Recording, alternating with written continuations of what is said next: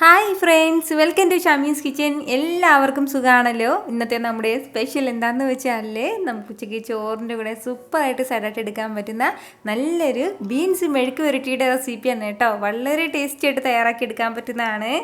അപ്പോൾ ഇതിൻ്റെ ഡീറ്റെയിൽസ് ഒന്നും മിസ്സാകാതിരിക്കാൻ വേണ്ടിയിട്ട് എല്ലാവരും ഒന്ന് സ്കിപ്പ് ചെയ്യാതെ കണ്ടേക്കണം. കൂടെ തന്നെ ഈ വീഡിയോ ഒന്ന് ലൈക്ക് ചെയ്യാനും നമ്മുടെ ഷമീസ് കിച്ചൻ ചാനൽ ഇതുവരെയും സബ്സ്ക്രൈബ് ചെയ്യാത്തവരാണെന്നുണ്ടെങ്കിൽ പ്ലീസ് ഒന്ന് സബ്സ്ക്രൈബ് കൂടി ചെയ്തേക്കണേ. ആ തൊട്ടടുത്ത് കാണുന്ന ബെല്ലൈക്കനിൽ ഓള് മറക്കാതെ ഒന്ന് പ്രസ് ചെയ്തേക്കണം കേട്ടോ. അപ്പോൾ ആ ഓള് പ്രസ് ചെയ്താൽ മാത്രമേ ഞാൻ അപ്ലോഡ് ചെയ്യുന്ന വീഡിയോസ് എല്ലാം നിങ്ങൾക്ക് കറക്റ്റായിട്ട് നോട്ടിഫിക്കേഷൻ ലഭിക്കത്തുള്ളൂ.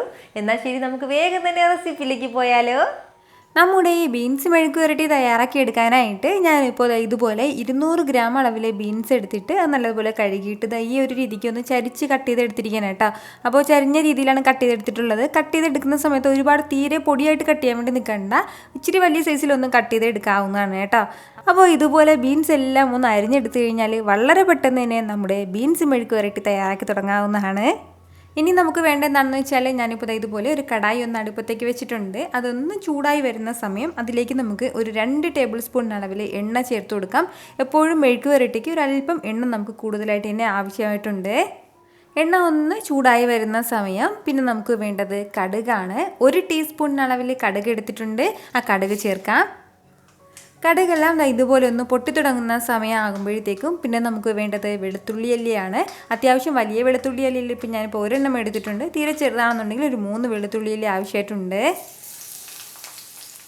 കൂടെ തന്നെ പിന്നെ ഇനി നമുക്ക് വേണ്ടത് സവാളയാണ്. മീഡിയം സൈസിൽ ഒരു സവാള ഇതുപോലെ ചെറുതായിട്ട് നീളത്തിൽ അരിഞ്ഞെടുത്തിട്ടുണ്ട്. ആ സവാളയും കൂടി ചേർക്കാം. അപ്പോൾ ഇത് രണ്ടും കൂടി ചേർത്ത് കൊടുത്ത ശേഷം നല്ല രീതിയിൽ തന്നെ ഇതെല്ലാം കൂടി ഒന്ന് വഴറ്റിയെടുക്കുകയാണ്. സവാള എല്ലാം നന്നായിട്ടൊന്ന് വഴണ്ട് തുടങ്ങിയാൽ മാത്രം മതിയാവും. ഫ്ലെയിം ഈ സമയത്തെല്ലാം ഞാനൊന്ന് മീഡിയത്തിലാണ് കേട്ടോ വെച്ച് കൊടുത്തിട്ടുള്ളത്. ഇപ്പോൾ നമ്മുടെ ഈ സവാളയെല്ലാം ചെറുതായിട്ട് ഇങ്ങനെ ഒന്ന് വഴണ്ട് തുടങ്ങിയിട്ടുണ്ട്. അപ്പോൾ ഇതുപോലെ ഒന്ന് വഴണ്ട് തുടങ്ങുന്ന സമയമാകുമ്പോഴത്തേക്കും പിന്നെ വേണ്ടതാണ് ഇതുപോലെ ഒരു പച്ചമുളകിൻ്റെ പകുതി എടുത്തിട്ടുണ്ട്. ഫുള്ളായിട്ട് വേണ്ട നമുക്ക്, കാരണം ഇതിലേക്ക് മുളക് പൊടിയൊക്കെ ചേർക്കുന്നുണ്ട്.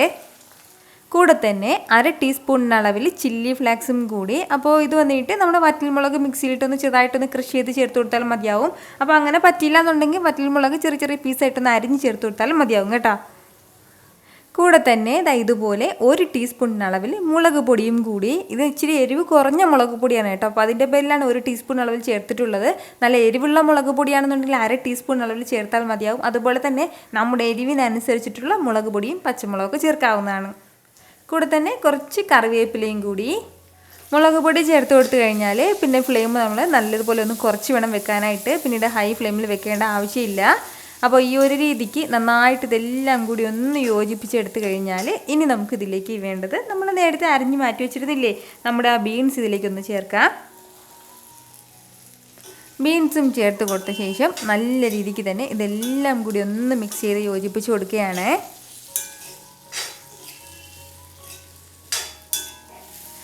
ഇതുപോലെ എല്ലാം കൂടി നന്നായിട്ടൊന്ന് ഇളക്കി യോജിപ്പിച്ച് കഴിഞ്ഞാൽ ഇനി നമുക്കിതിലേക്ക് വേണ്ടതാണ് ഒരു 1/2 ടീസ്പൂൺ അളവിൽ പെരിഞ്ജീരകം ചതച്ചതും കൂടി. പൊടി ചേർക്കരുത്, ഇതുപോലെ ചതച്ച് തന്നെ ഒന്ന് ചേർത്തേക്കണം.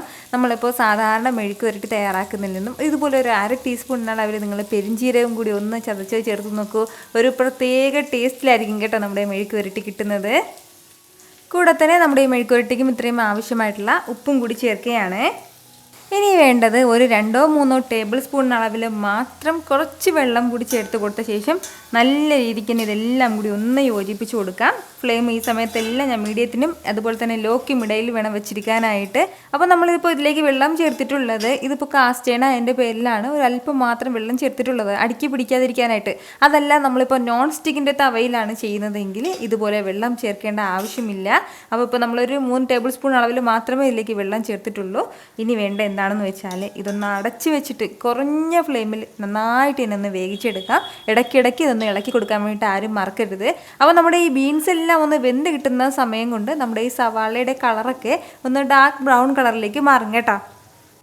നമ്മളിതിപ്പോൾ ഇതിങ്ങനെ ഒന്ന് അടച്ച് വെച്ച് വേവിക്കാൻ തുടങ്ങിയിട്ട് ഏകദേശം ഒരു 10 മിനിറ്റോളം ആയിട്ടുണ്ട്.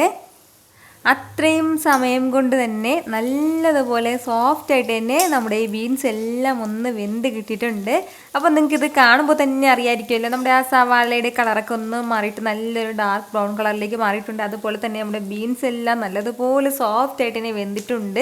അപ്പോൾ ഈ ഒരു രീതിക്ക് വേണം കേട്ടോ നമ്മുടെ ഈ ബീൻസ് മെഴുക്കുവരട്ടി തയ്യാറാക്കി എടുക്കാനായിട്ട്. ഉറപ്പായിട്ടും ഇതുപോലെ ഒന്ന് തയ്യാറാക്കി നോക്കൂ, നിങ്ങൾക്ക് നന്നായിട്ട് തന്നെ ഇഷ്ടമാവും കേട്ടോ. അപ്പോൾ ട്രൈ ചെയ്ത് നോക്കിയിട്ട് നിങ്ങളുടെ ഫീഡ്ബാക്ക് എനിക്കൊന്ന് മറക്കാതെ അറിയിച്ചേക്കണേ.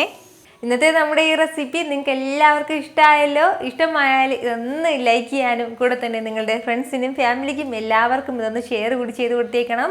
ഇതുപോലുള്ള റെസിപ്പിക്ക് വേണ്ടിയിട്ട് ഷമീസ് കിച്ചൻ ചാനൽ ഫോളോ ചെയ്യാനും സബ്സ്ക്രൈബ് ചെയ്യാനും ആരും മറക്കരുത്. വീണ്ടും നല്ലൊരു ഉഷാറ് വീഡിയോ ആയിട്ട് നാളെ 2 മണിക്ക് കാണാം. അതുവരേക്കും എല്ലാവരും ഹാപ്പി ആയിട്ടിരിക്കുക, സന്തോഷമായിട്ടിരിക്കുക, എല്ലാവരും സേഫ് ആയിട്ടിരിക്കണം. Take care friends. ടാറ്റാ.